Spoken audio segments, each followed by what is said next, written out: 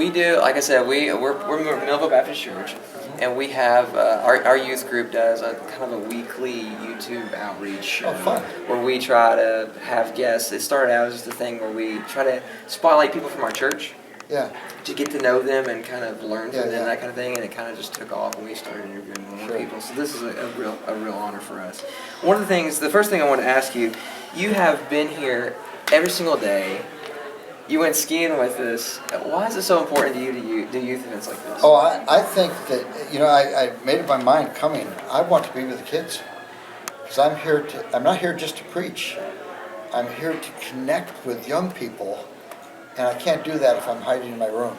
Just, popping out to do a sermon and then, going back and hiding again. So that's why I wanted to be in on the activities. I hung out last night, we can ski today. And of course I enjoy doing it, but the goal underneath that is I'm here to be with the kids, and I enjoy that. I enjoy young people. So it wasn't a chore. Yeah, they have enjoyed you. So did you wipe out? No, I didn't. I only fell once, and that's when I was putting my skis on, and then I got my legs twisted, and I fell once. But my wife was so worried about me. She said, "We're supposed to go to Brazil next month. You can't fall and break your leg." And that's right. Yeah. So I called her and I said, I never fell, but I don't like to fall. I haven't fallen the last few times I skied, but I was kind of hoping I would fall. Really? Yeah, for this one reason, because I'm at the age where every time I go to the doctor, one of the questions they ask you is, have you fallen lately? And so I was just wanting to say, yeah, I fell last month, downhill skiing. Skiing, yeah, that's right. Take that, Doc. Yeah, I love that. An old guy. That's fantastic. That's fantastic. Okay, so this is more of a silly question, but I have to ask this question. You and your brother both have prominent ministries, and we love you both. You both have prominent mustaches. Is that a family trait? It's actually you grow a beautiful mustache. It's actually a physical mutation. And my sister has 3 of them on her back and 1 on her leg. Really? Which is very embarrassing to her. Yeah. But fortunately, Paul and I got it under our nose, which is a better place to have it. Okay, fantastic. So so you and your brother sat down and talked about this. You said, "Oh boy, aren't we so glad we didn't get what Susie had." I go around and people say, "You've got your brother's mustache." I said, "Yeah, I'm using it this week. He used it last week." So you just trade it back and forth. Okay, all right. So there's only really one mustache between us. Yeah, okay. That makes perfect sense. Sure. We want to know a little bit about you personally. So, what's your favorite book? Or what book are you currently reading? Okay, the book I'm currently reading is The Triumph of Christianity by Rodney Stark. Okay. Rodney Stark is one of my favorite writers. He's not a Christian, but he understands the contribution of Christianity to world culture. And has written some phenomenal books. The Victory of Reason is the kind of his opus. That's his primary book, but he's written a lot of other books. For the Glory of God. Okay, yeah. But what he's teasing out is how cultures that were rooted in the concept of God's glory have done amazing things. And he points out, if you look wherever Christianity has exercised hegemony anywhere in the world, historically, that's where you find the finest hospitals, the most prosperity, the highest standard of living, the most rights under law and justice, the highest standards of justice for children and women. And he really understands that Christianity has made an incredible contribution to world culture. So I'm reading this book. I was reading on the plane, and I'm reading this book on the triumph of Christianity, and it's really a good read. I'm only about maybe 100 pages into it. It's a 500-page book, but it's fun. What is your favorite artist or album or singer? As far as musically, do you listen to much music? I'm not really. I don't really listen to much popular music. I really listen. What about growing up? To classical music more than anything. Really? else. Okay. Yeah. But growing up, I listened to all this, all the popular stuff when I was a kid, like Elvis and Dion and Frankie Valli. And, Okay, all right. And I have grandsons that sing Sherry Baby and walk like a man, walk like a man. So they really cracked me up singing these old Frankie Valli songs. Nice. That's fantastic.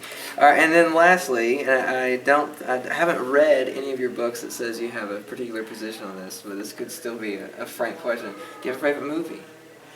So I'm assuming you indulge in film once in a while? Yes, I enjoy movies, but I have, probably my favorite movie is this weird art film from Sweden in the 70s called Elvira Madigan.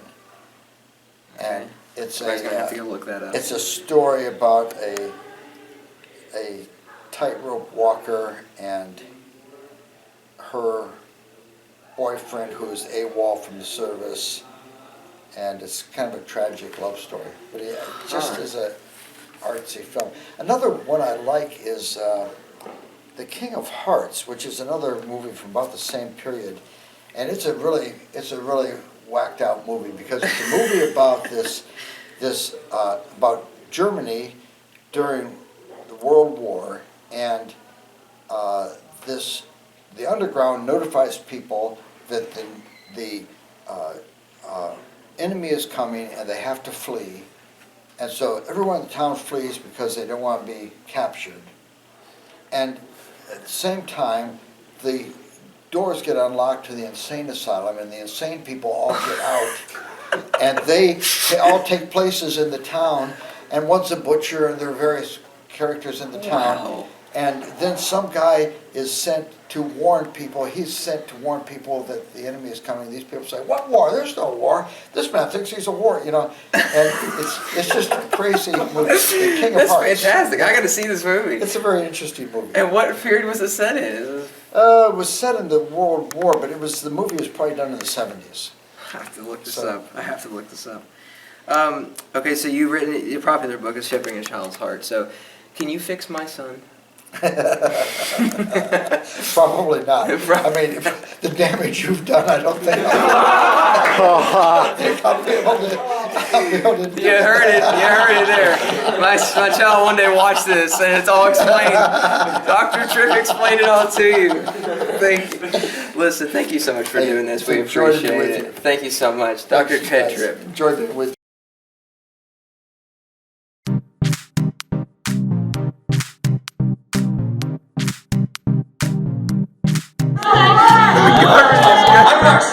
Yes, Ed, go!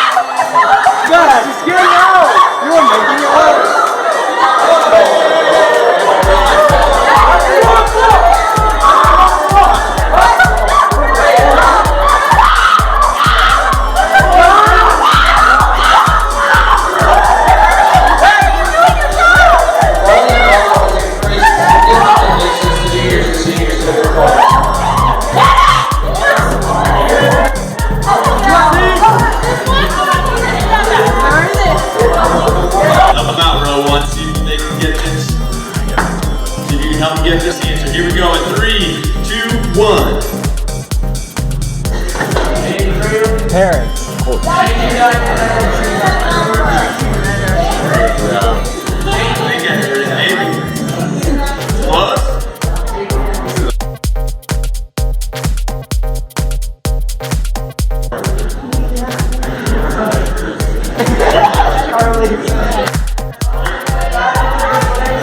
I think we got it. We got too much there.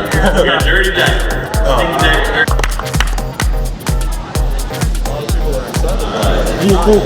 Starting in 3, 2, 1. No noises.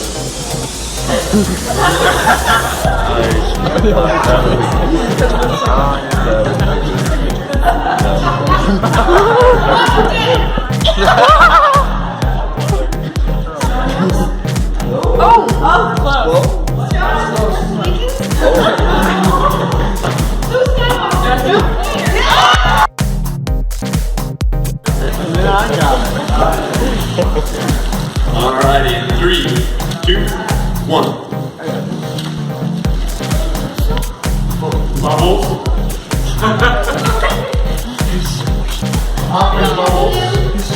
Got it.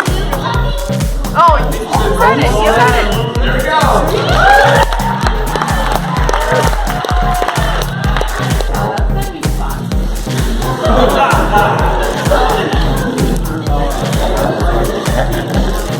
Alright, you guys ready? Here we go. 3, 2, 1. You're so annoying. Jalapeno peppers. Hot water.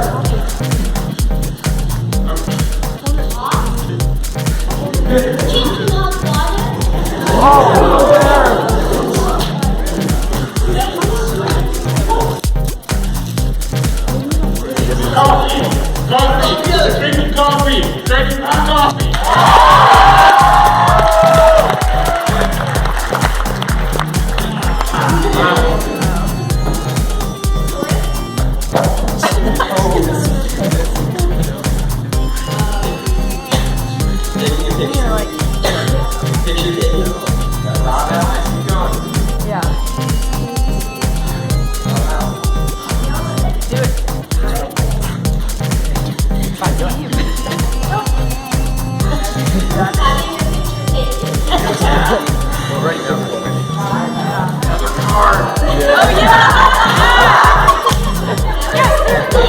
There we go.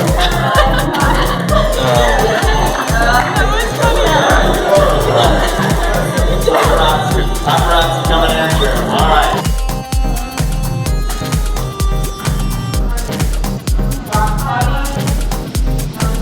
Here we go. Another team. Alright, so they did that in 12 seconds. Here you go, get some time to reset. Here we go, in 3, 2, 1.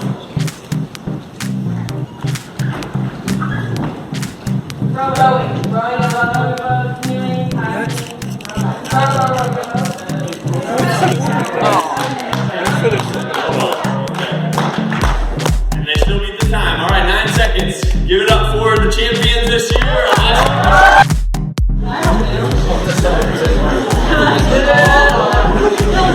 know my target.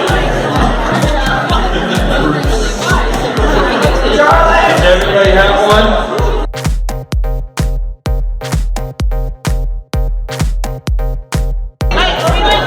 Alright, everybody open them. Put the trash on the table.